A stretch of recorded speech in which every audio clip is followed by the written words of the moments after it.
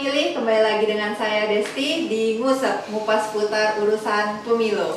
Hari ini kita akan bincang-bincang bersama dengan Bapak Samsuri, yaitu anggota Komisioner KPU Kabupaten Pandeglang. Bapak sehat? Alhamdulillah. Puasa lancar?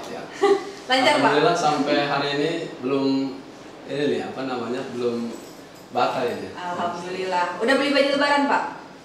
Ya, lebarannya ada kemarin aja Pak. Oke, nah teman pemilih, hari ini kita akan bincang-bincang mengenai JDIH atau Jaringan Dokumentasi dan Informasi Hukum. Nah, Pak, sebenarnya JDIH itu apa sih, Pak? Ya, JDIH itu ya sebuah singkatan sebenarnya. Jadi Jaringan Dokumentasi Informasi Hukum.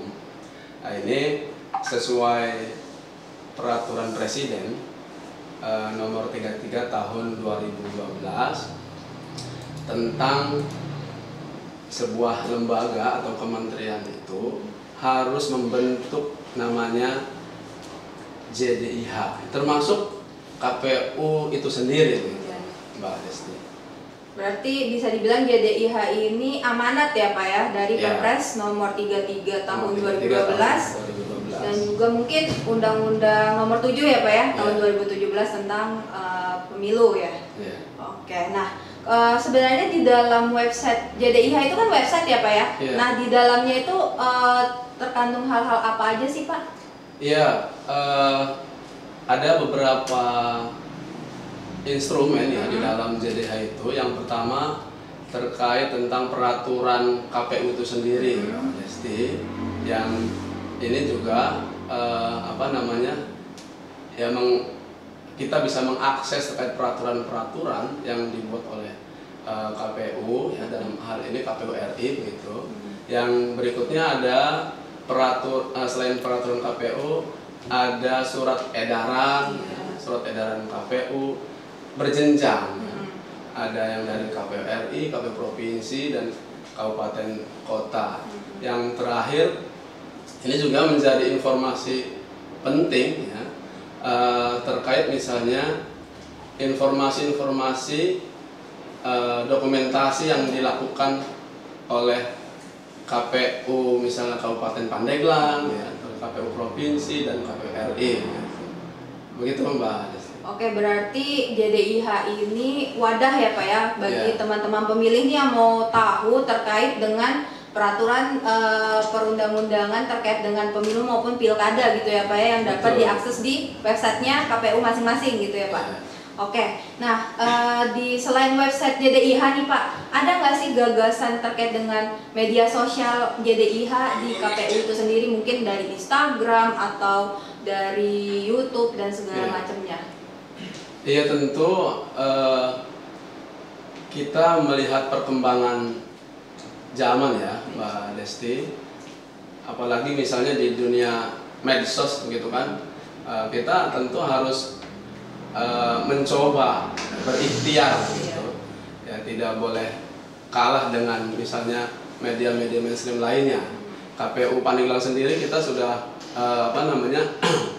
membentuk website terkait JDIH, terus Instagram ya, terus ya kita juga menyampaikan informasi melalui media-media sosial yang lainnya yang biasa kita akses, misalnya yang lebih mudah gitu ada di Facebook misalnya gitu. Nah, ini yang bisa diakses oleh masyarakat Pandeglang khususnya gitu Mbak. Berarti balik lagi ya Pak ya ke inisiatif orangnya masing-masing ya, yang mau tahu updatean tentang JDIH ini tinggal mengakses Instagram, mungkin ada Facebooknya juga Pak? Ada Facebooknya juga, maupun kalau terkait dengan peraturan-peraturan bisa ke web JDIH KPU Kabupaten Pandeglang itu sendiri ya teman pemilih. Nah kemudian kan keterkaitan JDIH ini kan dengan keterbukaan informasi ya Pak ya. Nah gimana tanggapan Bapak nih berhadapan dengan masyarakat yang masih berliterasi hukumnya itu masih rendah gitu Pak? Ya, saya pikir begini Mbak Desti. Jadi kalau kita melihat dari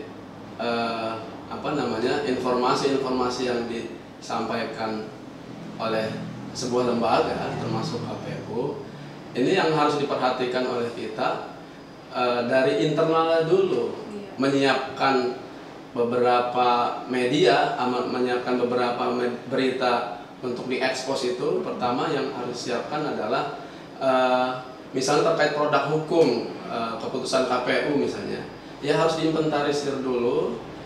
Jangan sampai ini misalnya belum disiapkan tapi sudah diekspos dan seterusnya gitu.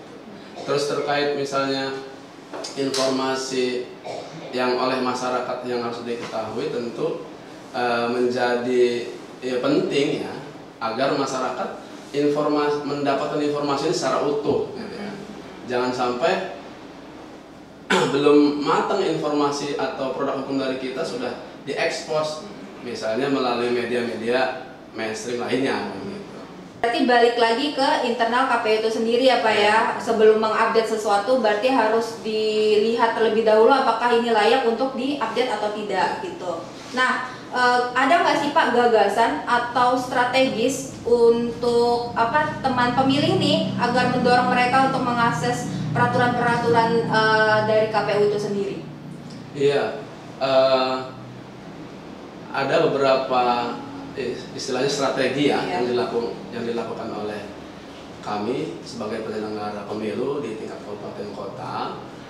Yang dilakukan oleh kita, yang pertama yang paling penting adalah melakukan sosialisasi masif ya.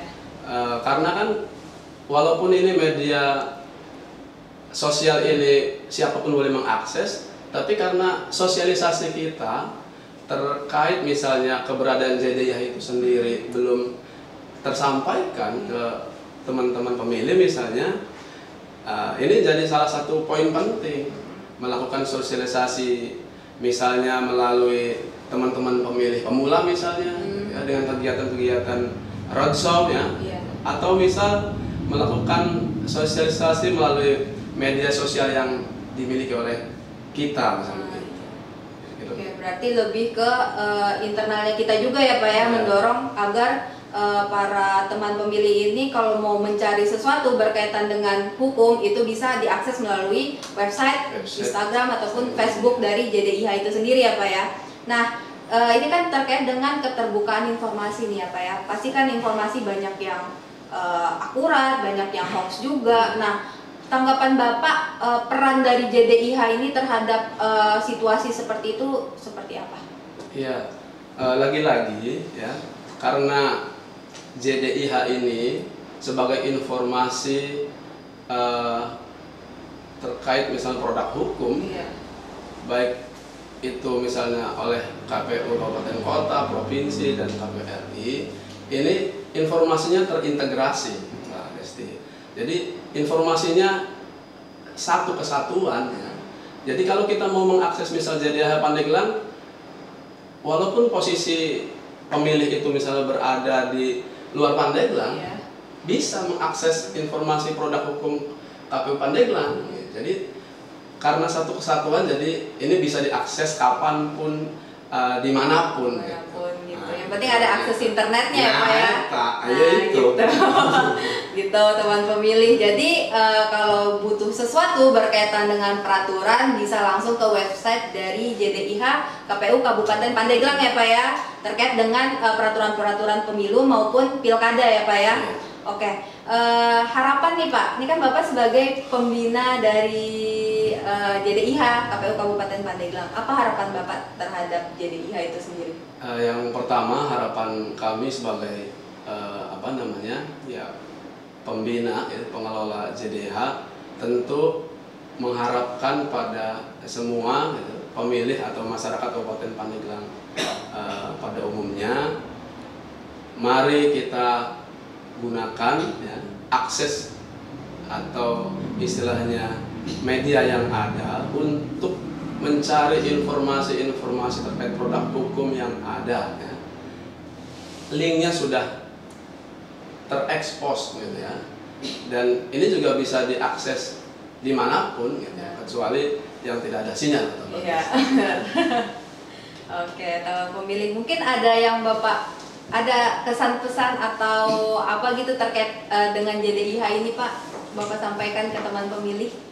Ya, teman pemilih dimanapun Kakang Teteh Bapak Ibu berada, dengan adanya JDIH KPU Kabupaten Pandeglang ini, mudah-mudahan ya, menjadi wawasan ya, menambah wawasan pengetahuan terkait informasi produk hukum di masyarakat Kabupaten Pandeglang.